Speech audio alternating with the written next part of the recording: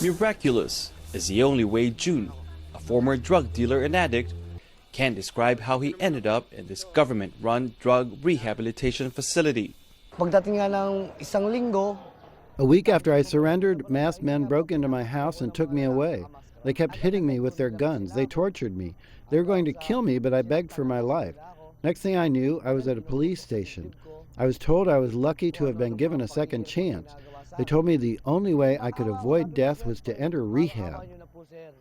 Since President Rodrigo Duterte launched a heavy crackdown on illegal drugs over 3 months ago, more than 3,000 have been killed, either by police in what they say are legitimate anti-drug operations or by unknown assailants. Hundreds of thousands of drug users and dealers have surrendered. Many of them, like June, are now in rehab. This rehabilitation center, the largest in the country, can accommodate up to 1,000 patients. It now has over 1,400. It was less than ideal conditions, but we had to adjust to the situation.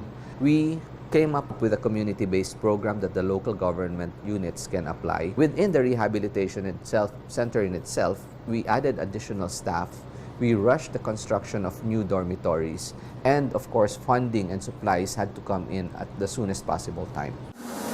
But a new drug reform facility may soon take some of the burden off the government's existing rehab centers. A new 10,000 capacity inpatient facility is being rushed for completion, and it is being built with Chinese money. While practically the entire Western world has criticized Philippine President Rodrigo Duterte's war on drugs, China has pledged to fully support this crusade of Duterte's. This mega drug rehab facility, scheduled to open in November, is being funded by a Chinese businessman.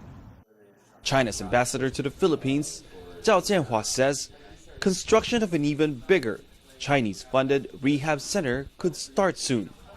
And in China, part of Duterte's agenda is for the two countries to find more ways to work together to combat the drug problem. Any Chinese nationals who has committed crimes in the Philippines, they should be brought to justice in accordance to the Philippines law.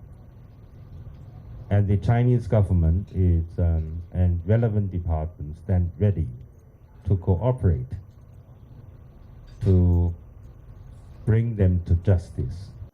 A common enemy was how the Chinese ambassador described illegal drugs, one that China says it intends to help the Philippines beat, one rehab center at a time. Barnaby, CCTV, Nueva Ecija, the Philippines.